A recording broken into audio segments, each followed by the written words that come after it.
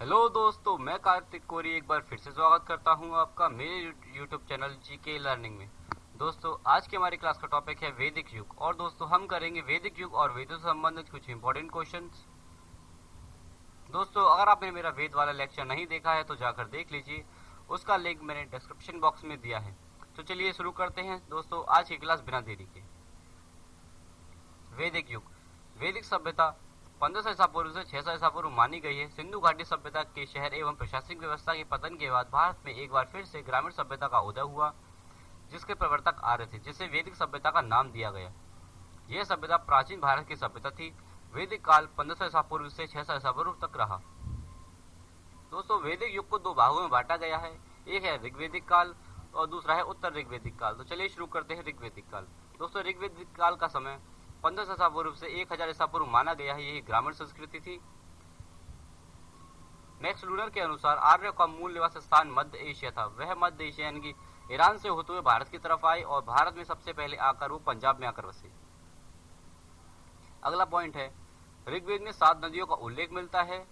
सिंधु, सरस्वती, विशिष्टा जिसका वर्तमान में नाम झेलम है, अस्कनी जिसका वर्तमान में नाम चिनाब है, परुष्णी यानी रावी नदी, शत्रुद्री जिसका वर्तमान में नाम सतलज है, विपाशा जिसका वर्तमान में नाम व्यास रिवर है।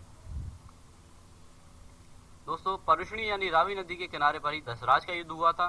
यह युद्ध आर्य और अनार्य के बीच हुआ। दोस्तों, दशराज के युद्ध के बारे में हमें जानकारी ऋग्वेद से मिलती है। अगला पॉइंट है, सबसे पहले मैक्स लूनर ने वेदों के काल निर्धारित करने का प्रयास किया था। आर्य द्वारा स्थापित सभ्यता वैदिक सभ्यता थी। इस सभ्यता को ग्रामीण संस्कृति भी कहा गया। दोस्तों, विधवा विवाह का उल्लेख ऋग्वेद में मिलता है। सबसे पहले विधवा विवाह का उल्लेख ऋग्वेद में ही मिला है। दोस्तों, इस काल में ही ऋग्वेद की रचना हुई है। ये बात याद रखिएगा, ऋग्वेदिक काल में ही सिर्फ ऋग्वेद की रचना हुई है। बाकी सामवेद, यजुर्वेद और अथर्ववेद की रचना उत्तर ऋग्वेदिक काल में हुई है। दोस्तों, अगला पॉइंट है, इस समय में विवाह के 2 प्रकार प्रचलित थे। एक था अनुलोम और एक था प्रतिलोम विवाह।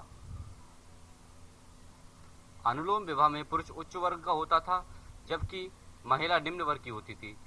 इस विवाह को मान्यता प्राप्त थी। इसके विपरीत प्रतिलोम विवाह, जिसमें पुरुष निम्न वर्ग का होता था, महिला उच्च वर्ग की होती थी, इसे सामाजिक मान्यता नहीं प्राप्त होती। समाज की दृष्टि से प्रतिलोम विवाह माना नहीं जाता था। आभूषण। दोस्तों, ऋग्वेद में ना तो लोहे का उल्लेख मिलता है और ना ही चांदी का। ये एक बहुत ही फेमस क्वेश्चन है जो हमेशा एग्जाम में पूछा जाता है। खासकर लोहे के बारे में जानकारी ऋग्वेद में तक नहीं चली थी।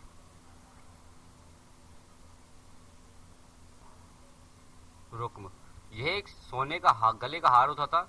ये बहुत ही फेमस क्वेश्चन है जो हमेशा एग्जाम में पूछा जाता है रुक्म के बारे में। दोस्तों, रुक्म एक सोने का हार होता था जो गले पहना जाता था। निष्क एक सोने का ढेर जिसका उपयोग विभिन्न कार्यों के लिए होता था, जैसे गले का हार एवं तोल या माप की इकाई करने के लिए। ये एक सोने के सिक्के होते थे।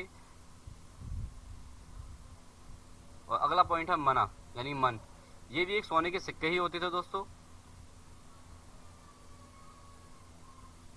अब हमारा स्टार्ट होता है उत्तर ऋग्वैदिक काल। दोस्तों, उत्तर ऋग्वैदिक काल 1000 ईसा पूर्व से 600 ईसा पूर्व तक रहा।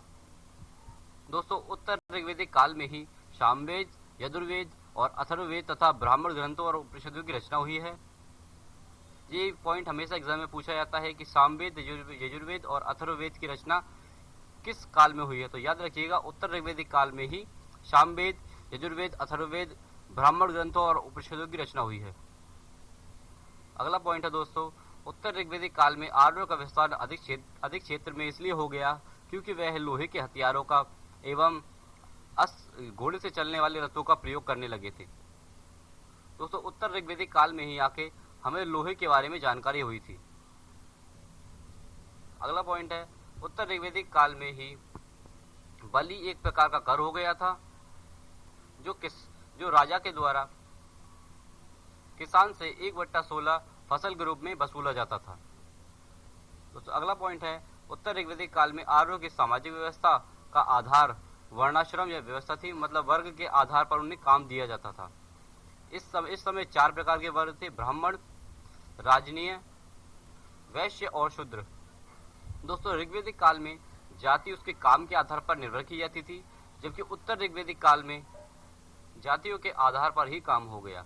जैसे ब्राह्मण का पुत्र ही ब्राह्मण बनेगा, शुद्ध वैश्य का पुत्र ही वैश्य और शूद्र का पुत्र ही शूद्र। जबकि ऋग्वेद में ऐसा नहीं था, उसमें जो पूजा मंदिर में पूजा करता था वह ब्राह्मण था, उसकी कोई भी जाति निर्धारित नहीं थी। अगला पॉइंट है दोस्तों, उत्तर ऋग्वेदिक काल में आश्रम व्यवस्था की शुरुआत हुई। कुल 4 आश्रम माने जाते हैं, जिसमें से प्रथम 3 आश्रम ब्रह्मचर्य, गृहस्थ और वानप्रस्थ उत्तर ऋग्वेदिक काल में ज्ञात थे, जबकि चौथा आश्रम संन्यास इस समय अज्ञात था। 3 आश्रम का उल्लेख सर्वप्रथम एक साथ छंदोग्य उपनिषद में मिलता है। बलि प्रारंभिक वैदिक काल में राजा अपनी प्रजा से नियमित रूप से कर वसूल करता था। करों की बाली कहा जाता था और इसे किसी व्यक्ति के द्वारा 1/6 कृषि या उपज के रूप में वसूला जाता था। ये वही पॉइंट है जो मैंने आपको बताया था। दोस्तों अगला पॉइंट है, उत्तर ऋग्वेदिक काल में ही गोत्र प्रथा की शुरुआत हुई।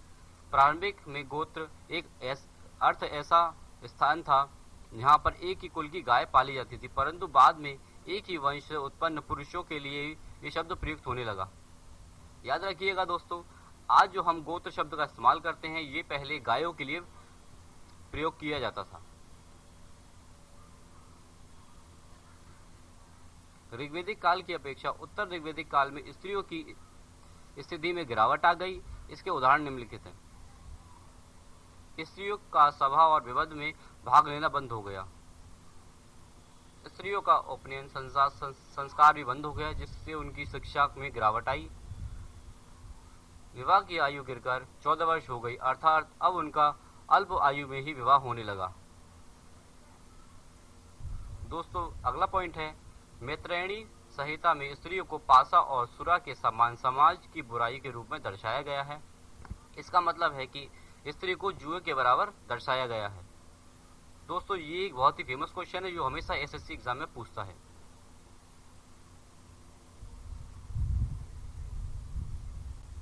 और दोस्तों शतपथ ब्राह्मण में उसे अर्धांगिनी शब्द कहा गया है। अर्धांगिनी जो हम आजकल प्रयोग में लाते